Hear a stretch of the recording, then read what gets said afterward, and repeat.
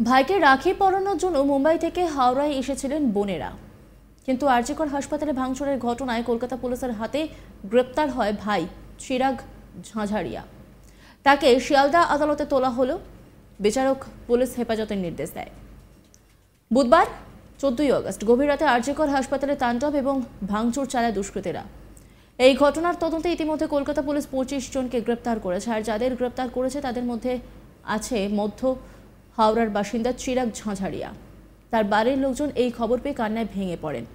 তার বাবা রামকুমার ঝাঁঝারিয়া জানিয়েছেন, পুলিশের তরফ থেকে তার ছেলের গ্রেপ্তারের কথা জানানো হয়নি। তার ছেলে ফোনে জানায় যে পুলিশ গ্রেপ্তার করেছে এবং মোবাইলে লাইভ লোকেশন পাঠিয়ে দেয়। তিনি খবর পেয়ে ছুটে যান লালবাজারে। সেখানে পুলিশকে জিজ্ঞাসা করলে তাকে কোনো রকম সাহায্য করা হয়নি বলে অভিযোগ করেন চিরাগের বাবা। পরে তাকে বলা হয় টালা থানায় খোঁজ নিতে।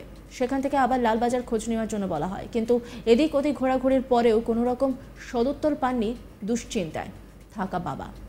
পরে তাকে বলা হয় শিয়ালদা কোর্টে গিয়ে খবর নিতে। সেখান থেকে তিনি জানতে পারেন তার ছেলেকে গ্রেপ্তার করা হয়েছে। পরে ছেলেকে পুলিশ ভ্যানে দেখতে পান বাবা। তিনি জানিয়েছেন তার ছেলের বিরুদ্ধে বেশ কয়েকটি জামিন অযোগ্য ধারায় মামলা রুজু করেছে পুলিশ। বাবা জানিয়েছেন তার ছেলে চিরাগ যাদবপুর ইউনিভার্সিটির বিবিএ ফাইনাল ইয়ারের ছাত্র। সেখান থেকে লেখাপড়া করার পর মুম্বাই গিয়ে পড়াশোনা করার কথা ছিল, কিন্তু কলকাতা আরজিকর হাসপাতালের ঘটনার বিচার চাইতে 14ই আগস্ট রাতে হাসপাতালে বহু মানুষ জড়ো হয়েছিলেন। ভাঙচুরের ঘটনা ঘটেছিল রাত 12টা থেকে 1টার মধ্যে, অথচ রাত 1:45 নাগাদ সে বাড়ি থেকে বেরোয়। তার ফ্ল্যাটের সিসিটিভি ছবিতে প্রমাণ রয়েছে। তাকে গ্রেপ্তার করা হয়েছে ভোর 4টে নাগাদ। এ ব্যাপারে তার বাবার প্রশ্ন, যখন গোটা ঘটনা রাত 12টা থেকে 1টার মধ্যে ঘটেছে তখন তার ছেলে তার বাড়িতেই ছিল, তাহলে কি করে পুলিশ তাকে গ্রেপ্তার করে? তিনি সরকারের কাছে আবেদন করেন যাতে তার ছেলেকে ছেড়ে দেওয়া হয়। রামকুমার ঝাঁঝারিয়া ধৃতের বাবা, তিনি কি বলছেন শোনাবো আপনাদের। 4টে নাগাদ আমার ছেলে আমার কাছে ফোন আসলো, বাবা আমার 15 তারিখ সকালবেলা 4টের সময়। তো বলছে বাবা পুলিশের গাড়িতে আমাকে বসিয়ে নিয়ে যাচ্ছে। বললো কোথায় তুই? বলে আমি শ্যামবাজার এসেছি। আর আমাকে ওখান থেকে বললো কোটার সময়? বলে 2টো নাগাদ আমি বাড়ি থেকে বেরোলাম বাবা। তো বলে সব বন্ধুরা সব প্রোটেক্টস ওখানে। তো বলছে আমাকে শ্যামবাজার চার লালবাজার নিয়ে যাচ্ছে। তারপরে 4:20 নাগাদ আমার বলছে আমাকে লালবাজারে ঢোকাচ্ছে। সকাল নাকি বিকেল? সকালবেলা ভোরে। হ্যাঁ, ও আমাকে লাইভ লোকেশন পাঠালো। আমি সঙ্গে সঙ্গে এখান থেকে ছুটে লালবাজার পৌঁছালাম 5টে নাগাদ। ওখানে বললাম কি এরকম আমার ছেলে লালবাজারে ঢুকেই বাম দিকে ওসি সেকশন। বলছে এখানে কোনো আসামিকে নেওয়া আসো না, আপনাকে ভুল ইনফরমেশন। আমরা আমার কাছে লাইভ লোকেশন আপনার এখানে লোকাপে দেখাচ্ছে। বলছে এখান থেকে আপনি চলে যান। আমি ওখানে 1 ঘন্টা দাঁড়িয়েছিলাম, কোনো জবাব পাইনি। তারপরে আবার আমি 11:30 12টা নাগাদ গেলাম ওখানে। বলছে এখানে কোনো আসামি, আপনি টালা থানায় যান। ওখান থেকে আমি টালা থানায় আসলাম। টালা থানাতে বলছে এখানেও কোনো আসামি নেই, আপনি লালবাজারে খোঁজ নিন। বললো কোথা নেবো? লালবাজার থেকে এখানে, এখান থেকে লালবাজার। আমার ছেলে কোনো সন্ধান পাচ্ছি না আমি। তারপরে বলছে আপনি শিয়ালদা কোর্টে যান, যদি অ্যারেস্ট করে থাকে তো আপনাকে শিয়ালদা কোর্টে প্রডিউস করবে ছেলেকে। আমি শিয়ালদা কোর্টে গেলাম। শিয়ালদা কোর্টে আমি 5টা 5:30টার সময় আমার ছেলেকে নিয়ে আসলো বিকালে। আমাকে দেখতে দিল না, না ঢুকতে দিল। বলছে আপনি ছেলেকে দেখতে পারেন না। পুরো কলকাতা পুলিশ ঘিরে রেখেছে ওকে। তারপরে তার যে এসেছে লিস্টটা, কেস দেখে আমার মাথা ঘুরে গেল। ওখানে আমি অজ্ঞান হয়ে পড়ে গেলাম। ওখানে আর্মস অ্যাক্ট, মার্ডার কেস, যে একটা স্টুডেন্ট কি করে করতে পারে? কোন স্কুলের স্টুডেন্ট আপনি? সে যাদবপুর ইউনিভার্সিটিকে গ্রাজুয়েট ফাইনাল করেছে এখন। সে এখন ডিজাইনিং কোর্স করার জন্য মুম্বাই যাওয়ার ছিল সামনের সপ্তাহ, ওখানে এডমিশন নিয়েছে। সেই স্টুডেন্ট। পুলিশের তরফ থেকে কোন রকম কিছু জানানো? না, কিছু জানানো হয়নি। কি করে জানানো? কালকে আমি দেখলাম দূর থেকে ভেনে বসিয়ে নিয়ে যাচ্ছে রাত্রিবেলা। আপনার ছেলে তো স্টুডেন্ট।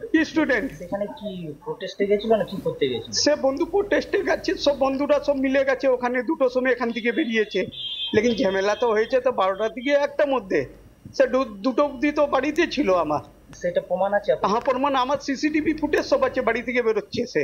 সেগুলো পুলিশকে দিলেও মানছে না? না, পুলিশ কিছু কথাই শুনছে না, তো ঢুকতেই দিচ্ছে না। কথা তো দূরে কার কথা।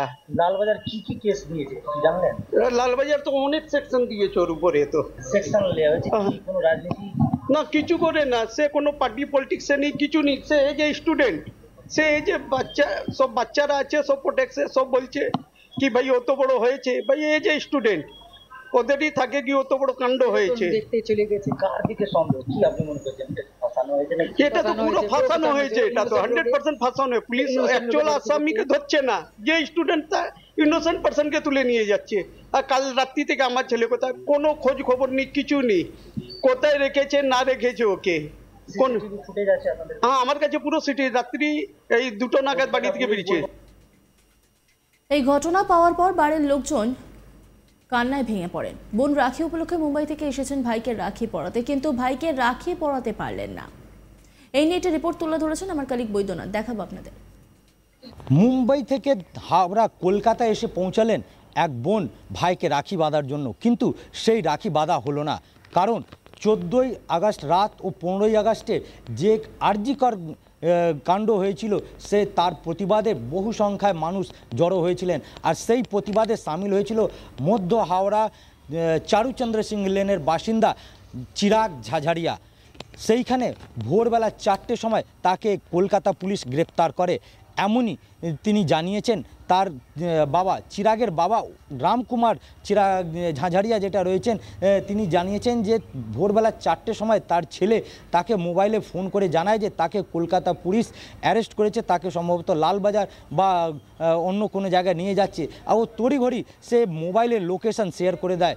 খবর পাওয়ার পর চিরাগের বাবা তড়িঘড়ি বাড়ি থেকে বেরিয়ে লালবাজার পুলিশ স্টেশন পৌঁছানো, সেখানে তল্লাশি চালালে পুলিশের তরফ থেকে কোনো কথা বলা যায় না। তাদেরকে বলা হয় এইখানে কাউকে গ্রেপ্তার করে নিয়ে আসা হয়নি।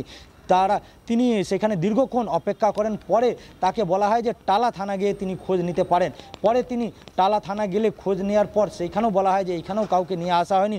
দীর্ঘক্ষণ সময় অপেক্ষা করার পর তিনি কোনো রকম পুলিশের তরফ থেকে আশ্বাস না পেয়ে পরে তাকে এক ব্যক্তি জানায় যে আপনি শিয়ালদা কোর্টে গিয়ে দেখতে পারেন। তখন তিনি বিকালবেলা শিয়ালদা কোর্টে যখন যান, তখন দেখতে পারেন যে প্রিজন ভ্যান করে তার ছেলেকে নিয়ে আসা হয়েছে ও কোর্টে তোলা হয়েছে, কিন্তু তার সঙ্গে কোনো রকম কথা বলতে দেওয়া হয়নি, তার সঙ্গে দেখা করতে দেওয়া হয়নি, এমনটাই তিনি অভিযোগ করেছেন। এর পাশাপাশি অভিযোগ করেছেন যে কলকাতা পুলিশ থেকে তার ছেলেকে যে গ্রেপ্তার করা হয়েছে সেটাও জানানো হয়নি। পরে তিনি যেটা জানিয়েছেন যে তিনি নিজের লয়ারকে জানিয়েছেন ঘটনা, ও গোটা ঘটনার জন্য তিনি কলকাতা পুলিশকে দায়ী করেছেন। তার বক্তব্য যে তার ছেলে যখন বাড়ি থেকে বেরিয়েছে তখন রাত 1:45 নাগাদ, তার কাছে প্রমাণ রয়েছে সিসিটিভি, সেইটা পুলিশকে দেওয়ার সত্ত্বেও কোনো রকম পুলিশ কথা বলতেই চাইছে না, কথা শুনতেই চাইছে না। কিন্তু তার বাবা যে রামকুমার ঝাঝারিয়া রয়েছেন, তার বক্তব্য যে চিরাগ যখন বাড়ি থেকে 1:45 নাগাদ বেরিয়েছে, কিন্তু আরজি করের যে ঘটনাটা ঘটেছিল সেটা রাত 12টা থেকে 1টার মধ্যে, তাহলে সেই ঘটনা কি করে জড়িত হলো তাকে। নজর রাখুন আজ তাক বাংলার ইউটিউব স্ট্রিমিংয়ে।